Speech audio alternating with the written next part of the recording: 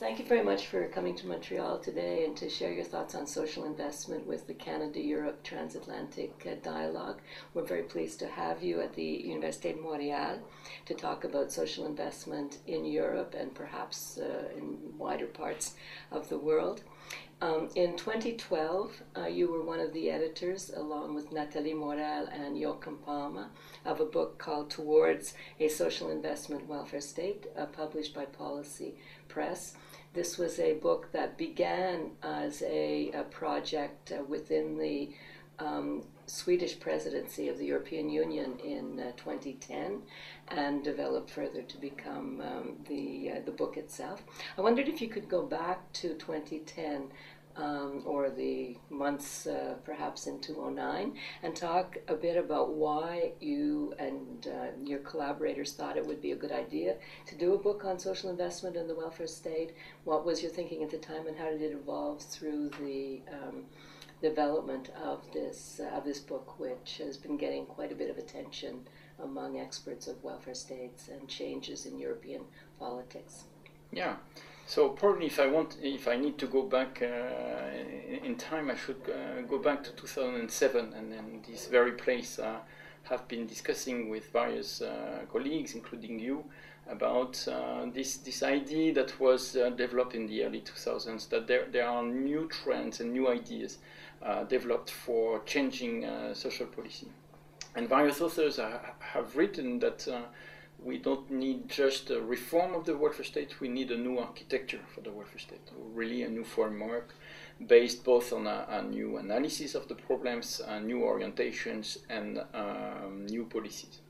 And I came to Sweden, and there was this presidency. There was also the idea that for the last 15 years, Sweden had tried to renovate its social model through social investment, even though they didn't use really this terminology. And I asked Joachim Palma, who was the director of the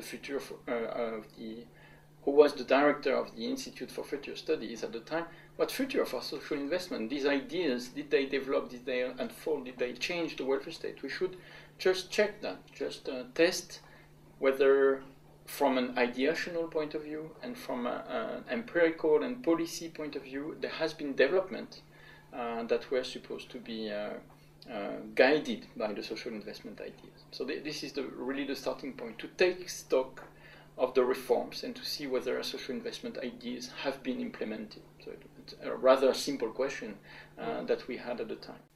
So the basic idea is that there are two main problems that the welfare states are facing currently. One is an economic problem, a lack of resource, and a necessary adaptation to a new economic context where mass industry driven by not so skilled workers is not really at the core of the economic growth and economic development, but rather services with very high skilled and low skilled people with much more chaotic professional career. So a new kind of economic context which creates difficulties for the welfare state, less resources, and create new needs also in terms of skill and knowledge. And on the second hand, there is a bunch of literature which says that there are new social risks that have to be faced and that traditional welfare states are not very well apt at dealing with. And this new social risk is new exclusion, the fact that it's now poor people, low-skilled people, lone mothers, who are mainly the poor, much more than who were the poor before, which were more the elderly. That's less the case nowadays. The other kind of new social risk is the difficulty to be able to work because you are either unskilled or have an obsolete skill, or because you have other duties and that prevent you to go to the labor market, and typically caring activities or caring duties. So these are a range of new social needs, need for skill, for training, the need for being able to combine having babies or having dependent person to take care of and a professional career. This kind of new social needs need to be faced by the welfare state, and traditional ones, especially those based on social insurance, are not very well equipped to face them. And what we say in the book is that basically this new set of ideas, this orientation social investment, is one which pretend to be able to address both challenges together, which is to try to prevent the occurrence of new social risks. So to prevent you to become unemployed, to prevent you to not being able to work, etc. So it's an emphasis on prevention, but also anticipation and a sort of endowment of the capacities that you will need. And if you do that, you both address the new social needs, and in the same time you prepare people for being sort of fit and ready for the new economy. Because in the new economy you need more knowledge, more qualification, more skill to be facing that. And you also need to be accompanied from one period to another one in your life, and especially transition period, from youth, when you're young, from education to work, when you're a young mother, from pregnancy to back to work and maternity leave. Also transition from the end of your career and retirement. All these kind of periods are training periods, which are not well thought in many European countries, traditional ones. So we have a kind of motto for the social investment approach, which is to prepare rather than repair. So to bring in social intervention, social benefits before, in order to help people, to empower people, so that you have less things to do afterwards. Of course, we discussed that in the book. No one can say that it's enough to prepare people and then they just go and on themselves. I mean, everybody will be sick and will be needing healthcare. When you are old, you will need pension, and that's of course something that will continue to be necessary. But there are things to be done before to bring a better protection, a better career, better opportunities for people. So these ideas about preventing rather than repairing seem to be traveling now outside of Europe. Would you agree that they're visible in other parts, other regions of the world? I think what is really agreed upon all over the world, and this is one thing that you have mentioned several times, is that the focus on children. This idea that the sooner the better. The sooner you help people to prevent the stigmas of poverty, I mean the social stigmas, but also the physical one, etc., the better it is for the rest of your life. And also the sooner you help people to acquire the cognitive and non-cognitive capacities. This is what now we know about development, human development, is that at the age of 1, 2, 3, many things happen. You learn how to speak, you learn how to exchange with other people, and this very formative moment is a moment where social inequalities are built or reproduced.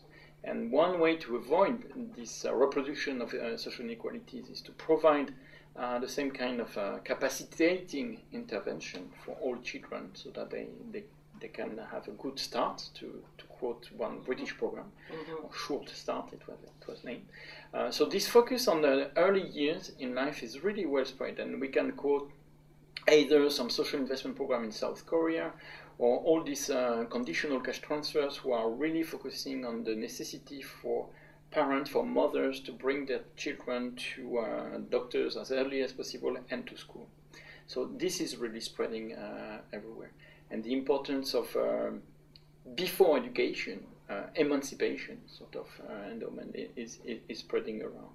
The second dimension, which is prevalent in Europe and also in I think in Asia, is this idea that let us do as much as we can for having more people on the labor market.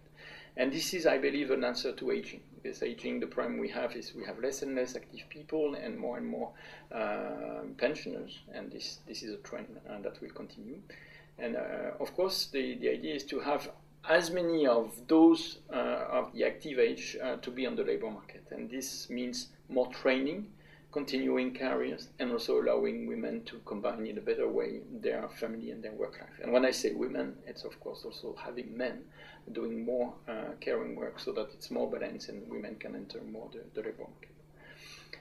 this kind of trend is not that spread than the focus on children. I think it's very much associated with rapidly aging societies. Therefore, you will find that in Europe and in Asia. Okay. So you've mentioned the particularities of Europe a number of times. Would you say that the social investment package that the European Commission and the European institutions produced in 2013 reflects this double perspective of focusing on children and on addressing the issues of aging societies? I believe so, yes. This is very clear. And so the social investment package is a long series of texts. Sorry, it's a long series of text. It's that big of a package, a lot of pages, divided into various chapters. But there is an overall text which really explains that. In front of new economy, new society, aging, we need to do things which are a bit different in terms of social policy. And the focus on children, the focus on what is called in Europe activation, is quite crucial in order to have more people working and, if possible, in better jobs with a better career. Is clearly there. And what's fascinating with this social investment package, I would say, is that how much you can recognize out of the academic debate. We academics have sometimes some existential interrogation about whether or not we are useful. And in this case, you really can see the intellectual ideas, the reflection that we had before translated into this text, which also is probably a criticism that we can have with this package. It's probably too beautiful and too intellectually perfect to be true or to be implemented, in the sense that in front of that you don't see much money. And that's, of course, one of the problems, because when you are a policymaker, you need not only to say what has to be done, but also provide the means for doing that. And one of the big criticisms I have with this social investment package is not on the content, but on the weakness, the political weakness in claiming that this is what we want to help you to do, and especially those who are not doing social investment, Southern Europe, Eastern Europe countries, Greece, Spain has done some, but more could be done. And when you know that the EU is imposing cuts, really strong cuts in these countries, at least it could compensate and say, okay, you have to balance your budget also for preparing the future, but we will provide you with some help, some financial help to build childcare facilities, to build training facilities, to rearrange some of your elements, which is not that expensive, but which is absolutely crucial to trigger a kind of rich and positive growth model, rather than the one which is currently imposed to the South, which is more growth through empowerment. Okay, so if all of the European countries are not equally on board with the examples you just gave or some of the others, what would be the countries that you would point to as most involved in implementing a social investment perspective in their social policies? So what is interesting and is very readable in the book is that there has been various different interpretation of social investment, and we characterize two poles for that. One is the what we call the third way social investment, so the British one, but some German examples are also following that, which is an approach which says we will replace some too passive, too disincentive social policies by more social investment, proactive policies. So you give less money to the long-term unemployed, to the very poor, etc., and you replace that by giving money for the children, voucher for childcare, and also more money for those who accept jobs. So it's a kind of switching from passive old welfare state to new one. And Tony Blair had a formula which is very telling about that. He said that we have to shift from a safety net to springboard, and this is the kind of movement he wants to organize for the welfare state, or from welfare to work, this kind of idea. So that's one family of social investment, which is, I believe, very criticizable, because the kind of jobs that you sort of force people to take are very often bad jobs. So you have more people working in UK and in Germany over the last years, but they are still poor. And this is not really social as a kind of policy and investment. But you have diminishing of unemployment, and you have some focus on children, which probably is good. And then you have the second type of family, which is very much guided by the Nordic model, even though it's not only in Nordic countries. For instance, some Austrian policies are quite interesting too, which says that we have to find the right complementarity between protection and promotion. And the idea is not to cut certain things, especially for the poor, from the unemployed, to put unemployment in, to promote social investment policies. What is interesting is that they have been cutting things, but if you look at what they cut during the 90s, it was more slowing the increase in pension, slowing the increase in health expenditure, also diminishing their replacement rate in unemployment insurance. And with the economies, they reimbursed part of their debt, and they invested in children, education, training, conciliation policies, which makes a composite which is not either or, but it's a new complementarity. So these are the two possible interpretations. And of course, the more we advance, and if social investment remains alive, we will find more interpretation and more combinations of the things. And I'm thinking of working more with people very knowledgeable about Latin America or South Asia, and probably we will find their own perspective on their own way to combine various policies under the relatively ambiguous level of social investment.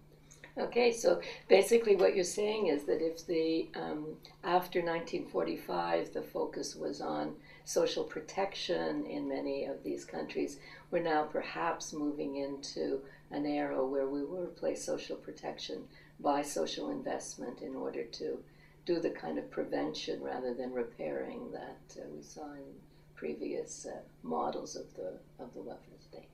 So thank you very much for this, and I'm sure that it will be of great interest to the other members and the followers of the Canada-Europe Transatlantic Dialogue. Thank you. Thank you very much.